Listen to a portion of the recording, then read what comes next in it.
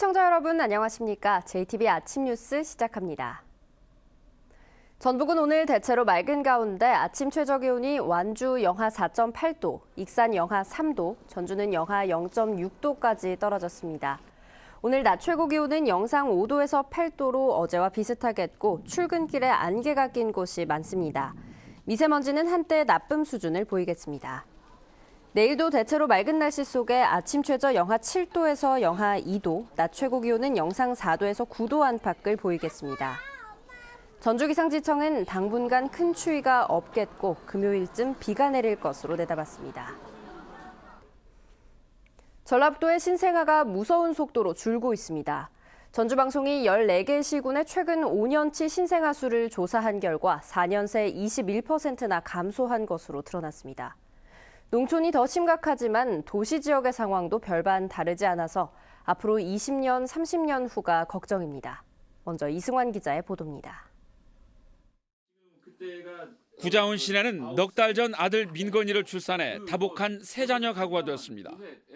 연애 때부터 일남 2녀를 갖겠다던 자녀 계획이 소망했던 대로 이루어진 겁니다. 육체적으로는 피곤하기도 하고 힘들 때도 많은데요. 아이들이 있으면서 같이 이렇게 어울리는 게 너무 행복하고 좋아요. 하지만 지난 지역의 아기 울음소리는 갈수록 잦아들고 있습니다. 민건이를 포함해 지난해 진안군의 신생아는 176명으로 4년 만에 36%나 줄어 도내 시군 가운데 가장 많이 감소했습니다. 최근 5년간 시군별 신생아를 조사했습니다. 2012년과 2016년의 신생아를 비교했더니 14개 시군 가운데 순창을 뺀 13곳이 줄었는데 군 지역은 물론 시 지역의 사정도 비슷했습니다.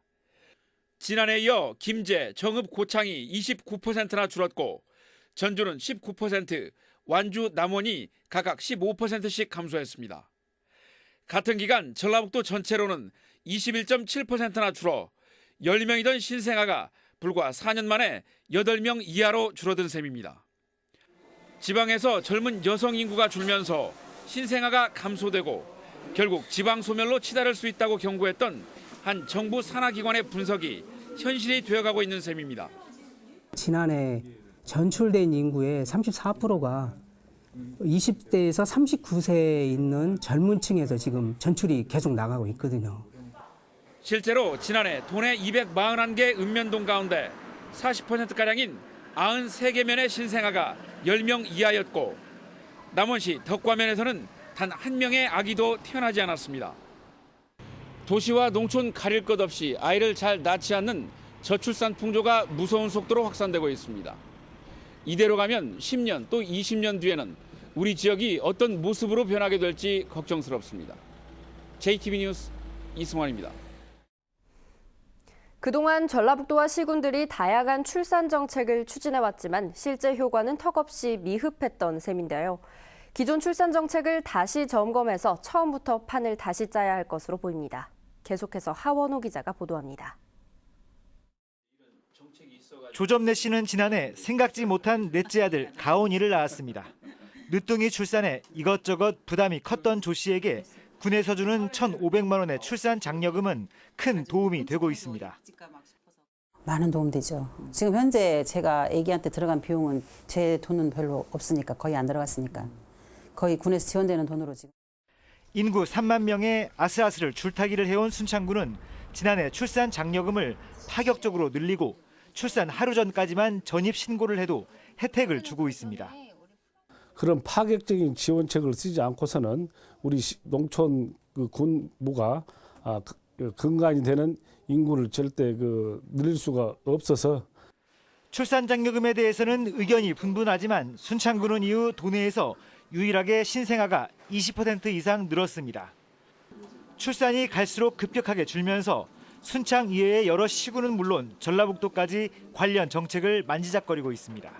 인구 정책관을 비롯한 조직 개편에 대해서 고민을 하고 있고 인구 종합 계획도 세우려고 지금 준비를 하고 있습니다. 하지만 출산에는 청년 일자리와 주거, 보육 문제까지 복합적으로 얽혀 있어 정부 차원의 특단의 대책이 필요하다는 의견도 있습니다. 도시나 농촌 할 것 없이 출산 절벽이 갈수록 심화되면서 더 이상 늦출 수 없는 현안이 되고 있습니다. JTB 뉴스 하은호입니다. 국민의당이 전북의 11대 대선 공약을 발표했습니다. 전주 종합경기장을 국가사업으로 추진하고 새만금과 금융도시 조성 등에 온 힘을 쏟기로 했습니다. 하지만 새만금의 카지노 신설을 검토하고 전북 목찾기를 소지역주의로 비판해 적잖은 논란이 예상됩니다. 김철 기자입니다. 국민의당이 발표한 전북의 대선 공약은 크게 11가지입니다. 전라도 계도 천년 밀레니엄 파크를 만들어 종합경기장 개발을 추진키로 했습니다. 새만금 신공항의 빠른 추진과 금융도시 조성, 전북대 약대 신설, 새만금 복합 리조트와 국가사업 정상화 등도 11대 공약에 포함됐습니다. 그러나 일부 공약의 타당성을 놓고 찬반 논란이 일고 있습니다. 국민의당은 새만금 복합 리조트를 위해 내국인 카지노 신설을 언급했습니다. 반대가 심하면 카지노를 포기할 수 있지만 일단 카지노를 추진하자는 입장이어서 시민단체와 갈등이 불가피해졌습니다. 원안에 내국인 카지노 문제가 포함되어 있는데 그 추진하면서 그러한 갈등들을 해소하고 또 반대가 심하면 포함되지도 않을 수 있지 않겠습니까? 문재인 더불어민주당 전 대표의 전북목 찾기 발언을 놓고도 논란이 이어졌습니다. 유성엽 의원은 전북목 찾기가 소지역주의에 불과하다고 비판했습니다. 호남 내에서 전남과 전북을 또 분열시키겠다라는 대단히 그 대선 전략상에서 나온 잘못된 발언이라고 생각을 합니다. 진심으로 전북을 위한다면은 호남의 중심으로 다시 전북을 세우겠다라는. 그러나 전라북도는 수십 년째 소외된 전북이 호남에서 독립된 몫을 찾는 건 당연하다며 유성엽 의원의 발언에 불쾌한 감정을 드러냈습니다. 국민의당은 또 해법을 찾지 못하는 전주 종합경기장 개발을 밀레니엄 파크 조성으로 바꾼 뒤 국가 사업으로 추진하기로 했습니다. 하지만 밀레니엄 파크의 대선 공약 채택 때 전라북도와 사전 협의가 없었다고 밝혀 양측의 신경전이 커질 것으로 보입니다. JTB 뉴스 김철우입니다. 조기 대선을 앞두고 전북 민심을 붙잡으려는 발길이 이어지고 있습니다. 호남 민심이 대선 후보를 결정한다는 판단 아래 전북에서 치열한 구애 작전을 펼쳤습니다. 조창현 기자입니다. 국민의당이 1박 2일의 일정으로 전북을 찾았습니다. 국민의당은 전주 한옥마을 상인들과 막걸리를 마시며 정권 교체의 의지를 다졌습니다. 국민의당과 통합을 선언한 손학규 국민주권개혁회의 의장도 동참했습니다. 우리 모두가 반드시 대선에 승리해서 전라북도를 우리가 국민의당이 발전시키겠다는 것을 약속하면서 전북도청에서는 정책협의회를 열고 군산조선소 존치에 힘쓰기로 했습니다. 이것을 폐쇄함으로써 비용 절감하는 게 460억이랍니다. 그때는 실업급여는 670억. 그리고 작년에 현대중공업이 영업이익 낸 게 1조 6천억입니다. 이 수치를 가지고 계속 그쪽에다가 항의도 하고. 더불어민주당은 서울에서 전주로 사무실을 옮기는 기금운용본부를 찾았습니다. 기금운용본부를 중심으로 전북혁신도시에 금융도시를 조성하겠다고 약속했습니다. 자산운용사, 투신사, 정권회사나 은행의 지점들 이런 연관되는 금융기관들 또는 또 연기금에 관한 또 연구소들 모두 여기 직별해서 여기를 하나의 금융 중심지로 그렇게 발전시켜 나가야 됩니다. 전북을 비롯한 호남은 유력한 후보에게 표를 몰아주는 이른바 전략적인 선택을 해왔습니다. 2002년 대선에서 노무현 후보가 대권을 거머쥔 것도 호남의 돌풍 덕분이었습니다.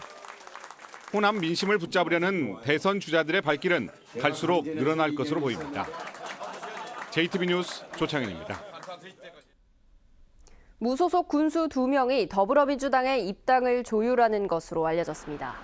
지역 정치권에 따르면 군수 1명은 민주당 입당을 굳혔고 또 다른 군수 1명은 민주당 입당을 놓고 막판 고심에 들어간 것으로 전해졌습니다. 이들 2명의 민주당 입당이 확정될 경우 도지사를 포함해 모두 15명인 전북의 자치단체장 분포는 민주당 11명, 무소속 3명, 국민의당 1명으로 재편됩니다. 구제역 예방 백신의 항체 형성 비율이 농가마다 들쑥날쑥해 문제가 되고 있는데요.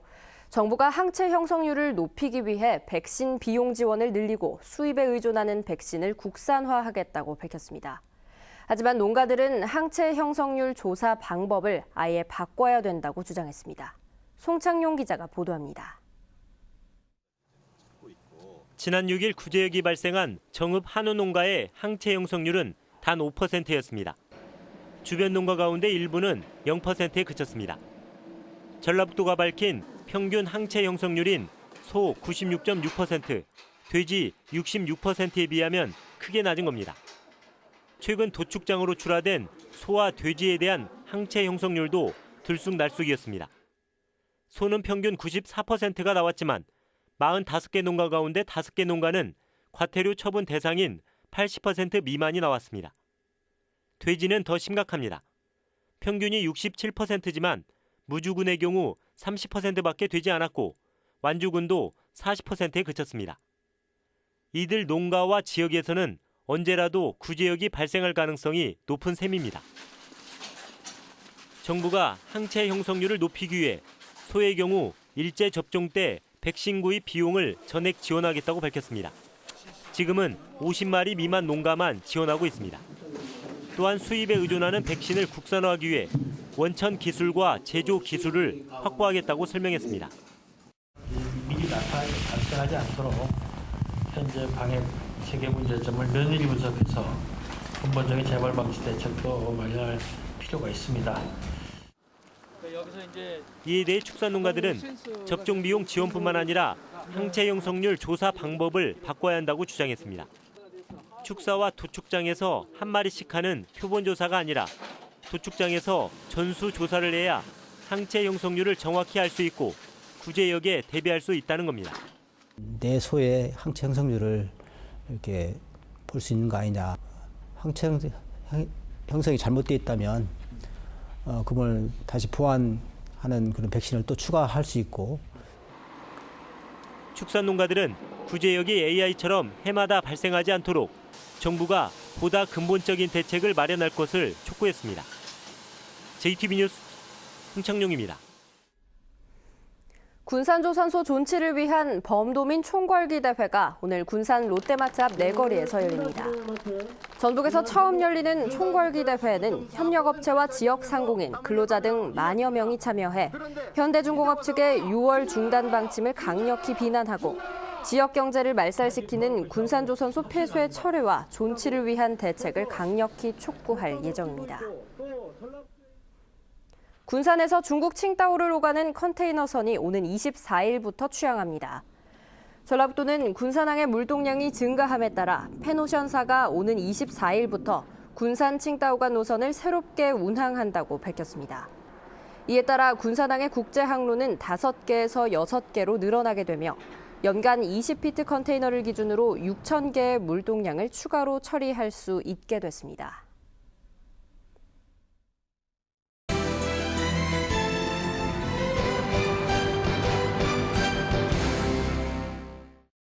완주 군립 둔산 영어도서관이 봄방학을 맞아 유아와 어린이들을 위한 다양한 문화체험 프로그램을 운영합니다. 오는 16일부터 4차례에 걸쳐 창의 쑥쑥 실험 과학교실을 운영하며 오는 17일과 25일에는 인형극 으라차차 방귀 며느리가 무대에 오릅니다. 임실군이 의료 혜택 기회가 적고 고령층이 많은 경로당 4곳을 선정해 건강 의료 서비스를 제공하기로 했습니다. 임실군은 한의사와 간호사, 영양사 등으로 구성된 의료팀을 파견해 기초 건강검사와 만성질환 예방 교육을 하기로 했습니다. 부안군이 세외 수입을 늘리기 위해 다양한 방안을 추진하기로 했습니다. 부안군은 줄포만 갯벌 생태공원과 청소년 수련시설 등 문화관광시설의 이용객을 늘리고 제2농공단지와 제3농공단지의 분양을 활성화하기 위한 방안도 시행하기로 했습니다. 남원시가 노인 건강을 위해 매주 금요일마다 경로당을 돌며 국악 힐링 교실을 운영합니다. 국악 힐링 교실은 노인 우울증에 대한 선별 검사를 실시하고 장구 배우기 등을 통한 스트레스 관리 프로그램도 진행합니다. JTB 아침 뉴스를 마칩니다. 여러분 고맙습니다.